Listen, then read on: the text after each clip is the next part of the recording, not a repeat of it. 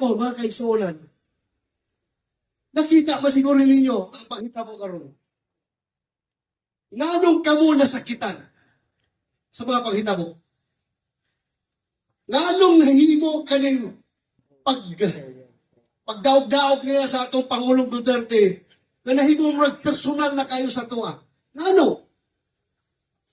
Tungod kitang tanan ng mga Pilipino nagmamahal sa atong Pangulong Duterte. Sa atong Tatay Digong, di ba? Busa, kung makita natin kung giulsa nila, paglabas tangan, giulsa nila, pagbalik ang mga balaod, pagbalik ang mga proseso, giulsa nila pagkyatak-kyatak sa atong konstitusyon para lang matuman ang ilang gusto na mairas ang mga Duterte sa politika sa Pilipinas. Pilipinas ako. Karon, pagkahuman nilang dala ng Tatay Digong dito sa dahig. Kaya malumog kung sa isunod lang buhaton. Imasal na pong tanggalon, ilang tantangon sa pwesto pagka vice presidente si Inday Sara. Di ba? Karon, pagbalik na mo karon sa Senado, kung makadaog paggaling ko, pudaog ka ako! Langan, mga panya to bagunin niyo. Mga panya mo ko. Gusto mo, tayo mo mawata Senador sa Mindanao. Hindi ka musunod. Kaya kung wata yung Senador nga gingas sa Mindanao, sa mutang daw-daw ko ng mga tawhana. Baka dinungkog na. Usa! Maning ka mo ta. Single Sara na po ang next target nila. Kami ginatarget nila. Ako, si Senator Bongo, o kantanan nga mga kandidato sa Pinipilaban. Galing kamot ko na sila nga hindi makalusot. Kaya para tayo kinapagtanggal ng Inday Sara sa mga vice presidente. Gusto ko ako. Busa ako ni Nahangyo ko ninyo. Kini, kinasikas ni Nahangyo. Isip mga silingan ka mo. Kaya ako taga-Davao Sur naman ko. Yan naman ko, Digo, Santa Cruz. Ano yun ako ninyo mga silingan? Unta, pagkahingong sa ta. Suportahan nato ang line-up sa Pinipilaban. Big State Pinipilaban! Ginahanglan lang nila o 16 kabuto para matanggal si Inday Sara sa pagka-vice presidente. Ang senador, 24. Kung makakuha sila 2/3 vote of the Senate, which is 16 votes, tanggal na si Inday Sara. So, para dili na makuha ang 16 kabuto, kinahanglan kita doon ay siyam na dili buboto. So, sa pagkakaroon, kung makalusot pa galing si Senator Bongo, ako, ang isa pang kauban na ito na si Pinoy, Senator Robin Padilla, tulura yung taon ni. So, di kini makakuwag siya. Pero kung kining ki-endorso ni Tatay Digong, kadong ba siguro mo, bisag na priso na siya, ang iyag yung concern, tabangi ang tao ng akong line-up sa PDP laban, mo yung ipaabot sa kanato, di ba? I-endorso ni Vice President Inday Sara, kaming napulo ka mga PDP laban. Senator Bongo, ako, Salvador, Atty. Bundok, Jimmy Bundok, si Atty. Congressman Marcolita, Philip Salvador, Atty. J.B. Hinlo, Atty. Raul Lambino, Pastor Apollo Kibuloy, o si Dr. Maritis Mata, Apollo Nakabo, Apollo Rodriguez! Apollo plus isa. Kasi sa Robin Padilla, 11. Kung 11, isa pa kung saon nila, hindi na matanggal sa pwesto si Inday Sara. Rodriguez pa! Magkahimusan kita, mga kaisunan ko. Kaya kung dito magkahimusan, lumoy kayo tayo sa Mindanao. Mga tambalos-los ng mga tao dito. Isugot pa mo, perminte na daw-daw-daw-gon. Ina! Karon, kung magawas ng waras ang sisipato ka na ko, tuwa naman si Presidente dito, kailangan ikulong. Kung magawas ng waras, laban ka na ko.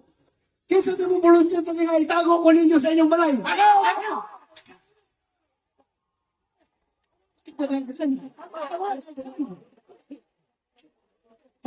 Ang sa pagbantay mo, kung ano yung waran, magpalindan sa iyong balay, hindi mo kinapawa ng tago. Ang nagawin sa iyong balay. Ganito mo sa akin, wala mo ginagawa recognize ng jurisdiction sa wala mong YouTube sa usaw na to, hindi naman pamembro. Nanong nahimo nila to kay Pangulong Duterte? Nano? Tungod sa ilang kahakong sa poder, sa gobyerno.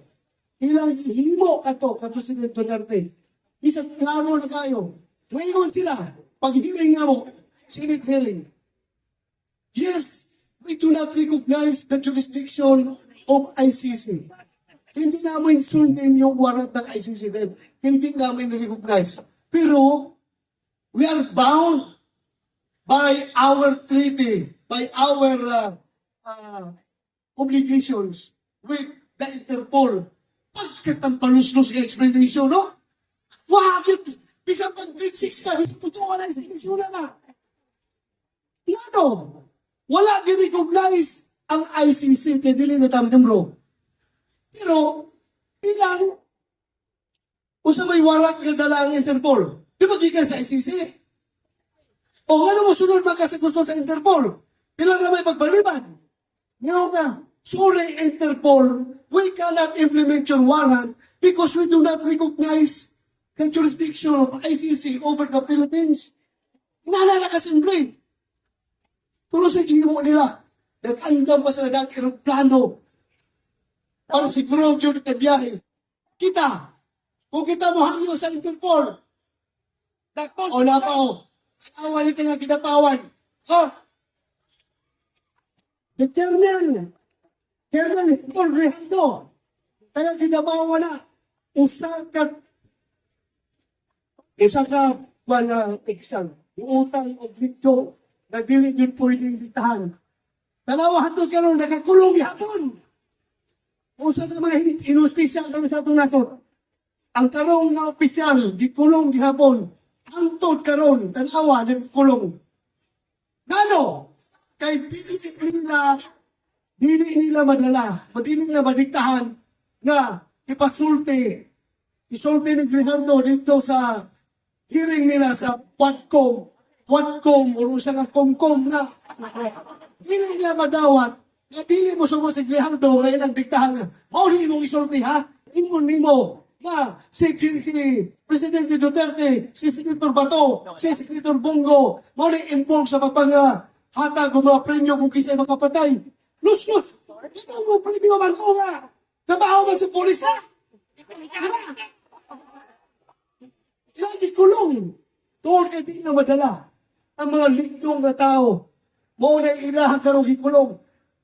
O kaysa ilang ituan, kanto mga dating, mga drug lord protector, tanawa, si Kerwin Espinosa, drug lord, ilang ituan, para na gud himong testigo. Nagahapon ang sa daw, nagdrama-drama, nagpapusil-pusil dito ang buwan. Para ano ko no nga, ano magkagawag buto. Ano to? Oh, usap ni gobyernohan eh. Ang dituhuan mga drug lord. Ang ibang kulong ang mga tarong opisyal. Wah! Tarong opisyal tayo ginapawan. Si Colonel Grijaldo. Susubra na nakapakita mo karon. Hindi na nato madawat. Ako, isip inyong representante sa Senado. Okay. Representante rin sa Mindanao. Bugay mo barong. Musukol yung bisa magsinumbagay. Patang iwaan mo yun.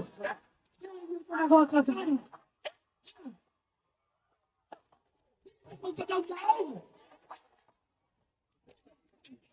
Kailangan. Ito yung content. Kamo ni Senator Ais Marcos last hearing, natong ilang ambasador kuno, na himo-himo na to nila para lang yun, siguro nga, madala si Presidente sa dahig. Contempt nga mo. Muna, pagka mag-contempt, wala pirmahin ang nga mo contempt order. Ipauli. Isakan na lang eh. Isakan na lang. Musa ako nagahangin kinyo. Kabalo yo, si Tatay Digong, wato'y lain nga mo, ipangandoy. Ako mo ang kong igwin niyo ha, pagkahumo sa iyang 6 years nga pagka-presidente. Tuawa ang iyang balay dito sa Davao. Kung usay sitwasyon. Parte mo rin hapon, huwag yung mausap. Yagin na nag-presidente for 6 years. Maangkol ko, mas wapo pa akong balay. Sa balay ni Tatay Digong.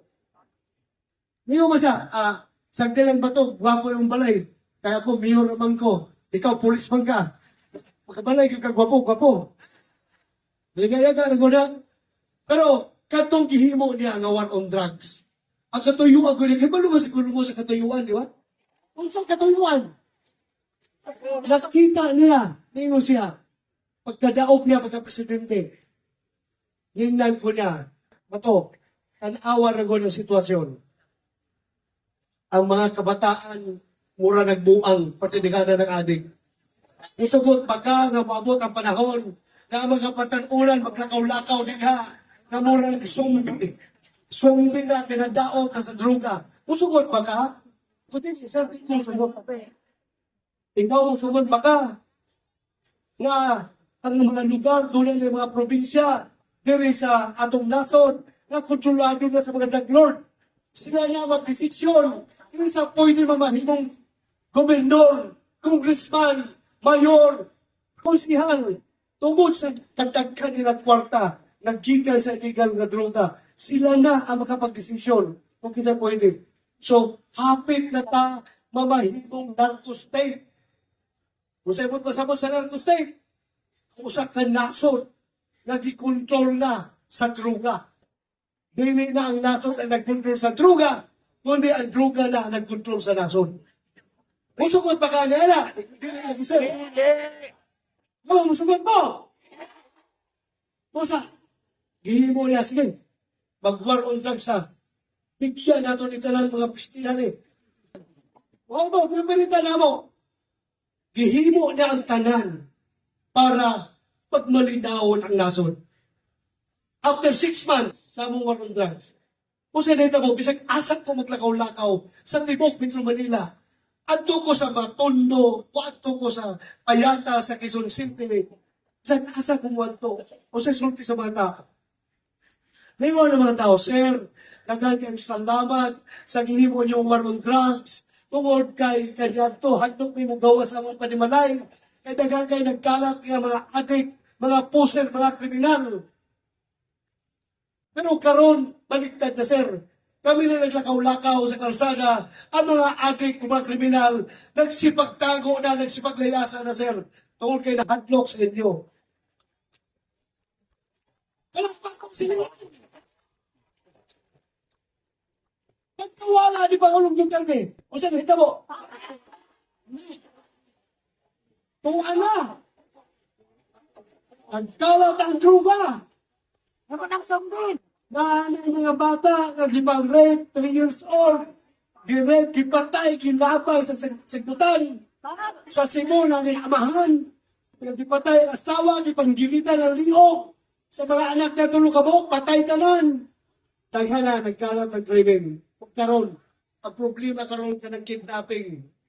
Sobra na, grabe ang kidnapping, wala ko kibalo. Ang kidnapping karon, daghan na kayo mga dagko, ng mga magnet, dito sa Manila, nagipang kidnap o gipatay pa. Kaya nga no, kana indicator na di na mahadlok ang mga kriminal sa atong gobyerno. So, saan na lang eh. Ako naghangiyo kaninyo, inyo kami suportahan tungkol kay. Wala na mo gihimo ni Pangulong Duterte ito para kami mudato, para kami magkakwarta. Gihimo na mo itong war on drugs para masalba ang kinabukasan sa atong mga kabatanunan. Himo na mo to para dili mamahimong narco state ang Pilipinas. Apan karon unsay ilang gibalos ng President Duterte, ilang gibiyahe, ilang gipalhok dito sa dahi. Inaana pa ta mga Pilipino? Ang atong kapwa Pilipino, ug sa Tagalog pa, ipagkanulo natin sa mga dayuhan. Di ba? Sulti sa atong konstitusyon, primary duty of the government is to serve and protect the people. Dipinsahan niyo ang mga katawan. Dili niyo mo ihatag sa mga banyaga. Kung doon na sa isala, mag-file mo kaso diri sa itong mga korte. Kaya tubangon na ni Pangulong Duterte. Kung nasa mga file ng kaso. Tungod kay wax na ebidensya. Puro lang propaganda hindi mo ng mga tampaluslos na. Isang usaw nagyaw-yaw. Dili madawat ay nagkaso sa korte tungod kay kulang sa ebidensya. Ang uban na ilang ipang-claim, nagipang-patay ko no, naghilak-hilak na. Buhin pa ko, anong nga mo ko picture niya, dati mo ko nung patay. Kaya ano, kita na picture ko na pagmula dito sa taga-ICC. Ang mga taga-ICC po, mga uplok na nagbo, ito uban. So, hingala, ako, pangyo pa ninyo, isang pa ka-request. Unta, ako hanggang kamuntanan. Sige, tantanan, atong usap man sa akuan nyo ang pangadji. Yapo! Mga liyupo. Mga jita, mga jita, bulanon mo guna. Bulanon. Mga liyupo ta, mag-ampo ta sa nabaw magkakagahom. Naunta, si President Duterte makauli na. Mag-ampo ta, naunta, tagaan sa nabaw magkakagahom. Si President Duterte, o ikong paglawas. Unta ang iyang panglawas, piskay pirmi, para manusutan niya ng mga pagsubok, mga trials, nga mga pagsulay, nga gatubang niya karon. Daghang kayong salamat!